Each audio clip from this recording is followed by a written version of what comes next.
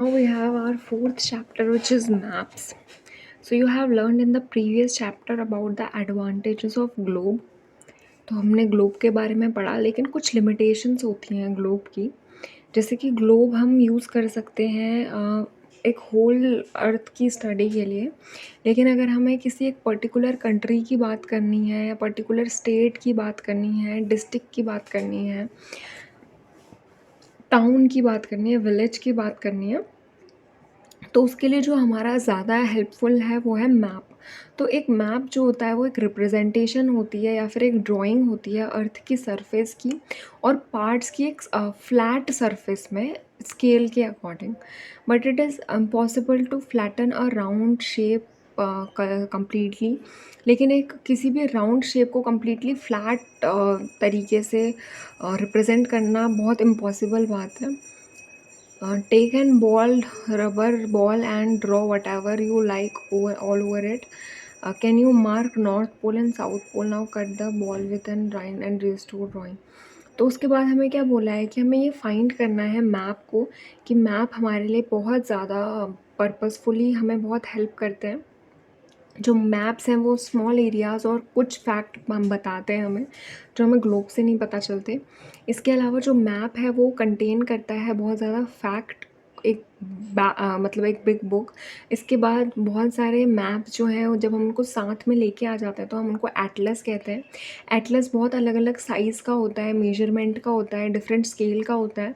तो मैप हमें क्या प्रोवाइड करता है, इंफॉर्मेशन प्रोवाइड करता है ग्लोब के बारे में।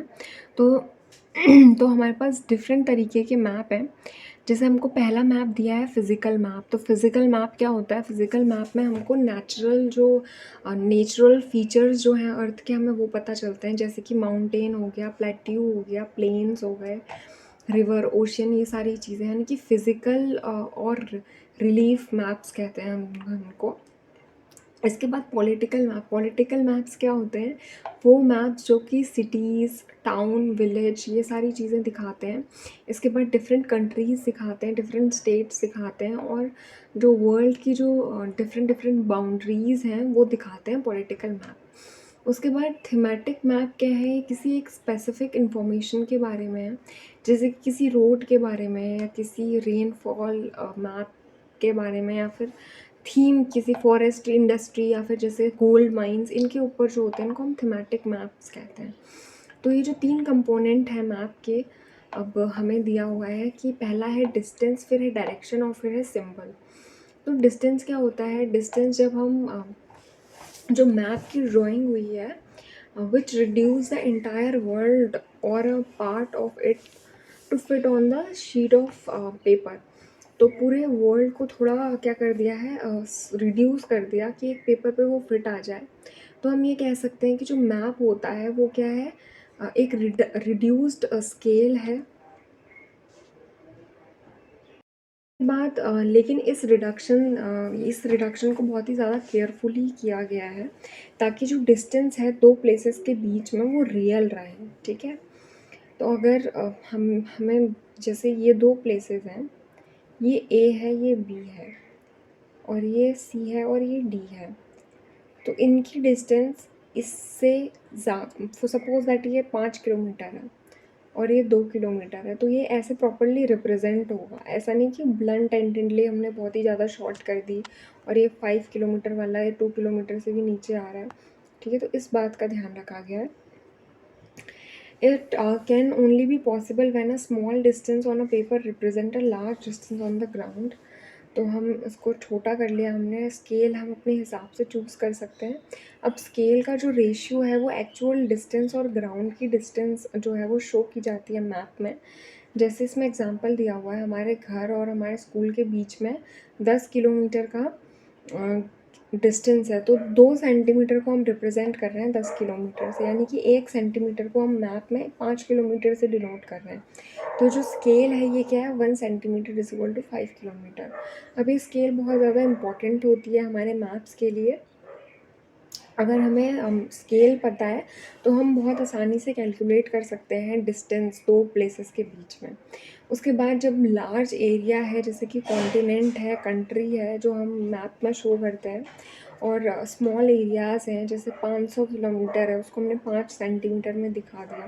तो ये स्मॉल स्केल मैप है, यानी कि हम 100 किलोमीटर का 1 सेंटीमीटर ले रहे हैं। उसके बाद ये जो स्मॉल एरियाज़ हैं, जैसे विलेज, टाउन, ये सब हो गया, इनको जब हम दिखाते हैं तो हम लार्ज स्केल लेते हैं। हम 500 मीटर का 5 सेंटीमीटर ले रहे हैं, यानी कि हम 100 मीटर का क्या ले रहे हैं, 1 सेंटीमीटर ले रहे हैं। तो उसको हम लार्ज स्केल मैप कहते हैं। लार्ज स्केल मैप जो है बहुत इंफॉर्मेशन के लिए होता है। ये स्मॉल स्केल मैप के कंपैरिजन में ज़्यादा इन्फॉर्मेशन प्रोवाइड करता है। तो अब हमें एक चीज़ दी हुई है कि हमें एक फिगर में देखना है, मेजर करना है 2 प्लेसेस को। तो एक एक्टिविटी है बच्चों के लिए। अब हमें दिया है डायरेक्शन।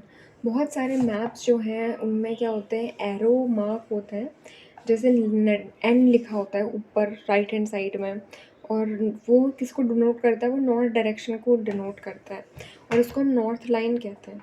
फिर हमें पता है कि जो नॉर्थ है, हम उसके से क्या कर सकते हैं, हम दूसरी डायरेक्शन को फाइंड आउट कर सकते हैं।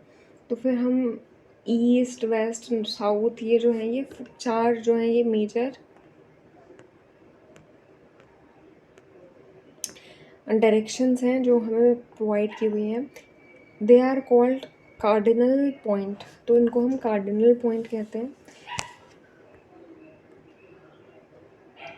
जैसे ये है कार्डिनल पॉइंट।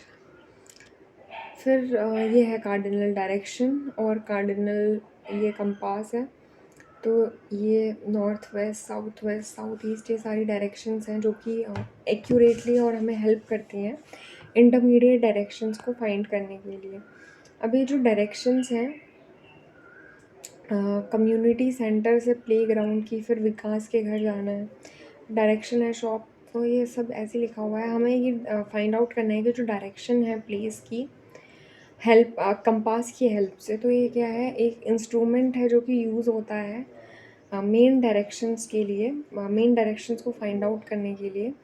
जो इसकी मैग्नेटिक निडल है वो हमेशा से नॉर्थ और साउथ, मतलब नॉर्थ की डायरेक्शन में पॉइंटेड होती है। जो कंपास होता है उसकी निडल हमेशा नॉर्थ की डायरेक्शन में होती है, और फिर इससे हम आसानी से अपनी और डायरेक्शंस को फाइंड कर सकते हैं।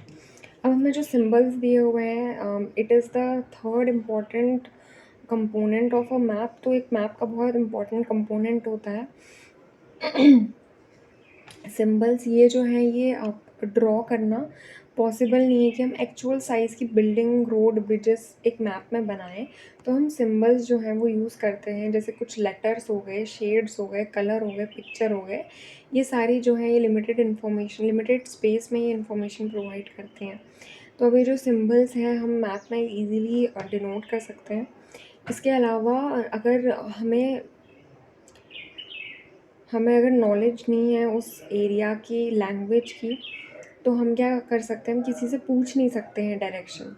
तो हम जो ये मैप है, हम इससे क्या करते हैं, और मैप के सिंबल से हम इंफॉर्मेशन कलेक्ट करते हैं। और ये जो मैप्स है, ये मैप्स की यूनिवर्सल लैंग्वेज होती है जो हम हर कोई समझ सकता है।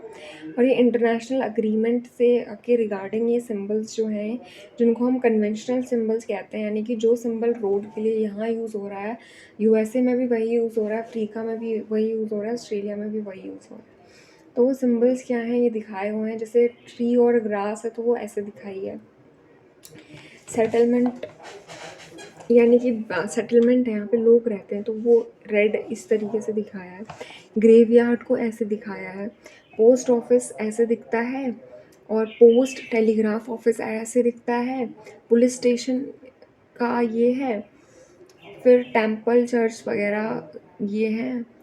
और ये क्या है, पुलिस स्टेशन, पीएस, और रिवर कैनाल, रिवर वेल,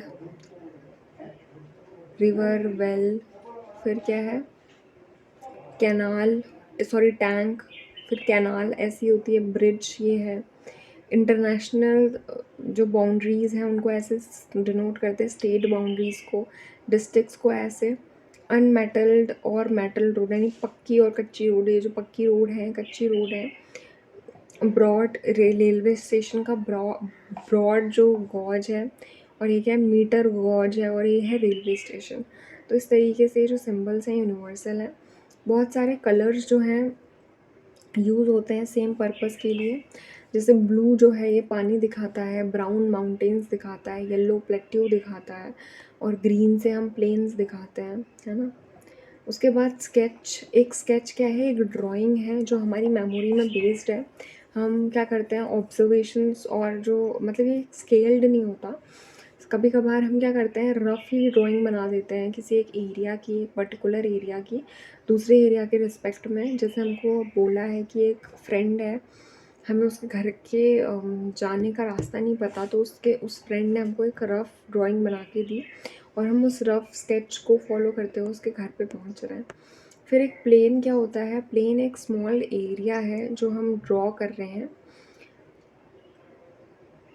मतलब एक स्मॉल एरिया को हम लार्ज स्केल में ड्रॉ कर रहे हैं। तो ये जो लार्ज स्केल मैप है बहुत ज़्यादा इन्फॉर्मेटिव होता है, और इसको सर्टेन थिंग्स जो हैं ये जैसे कि जो कि हम कह सकते हैं जो हमें नहीं पता हो, समटाइम्स वी नो, जैसे कि लेंथ ब्रेथ एक रूम की हम एक मैप में नहीं डिफाइन कर सकते, तो वहाँ पे जो है ये प्लान हमारे काम आता है, प्लान की हेल्प से हम बताते हैं। तो ये हमारा चैप्टर कंप्लीट हो गया है यहाँ पे मैप वाला, ठीक है। मैप्स जो है चैप्टर यहाँ पे पूरा कंप्लीट हो गया है।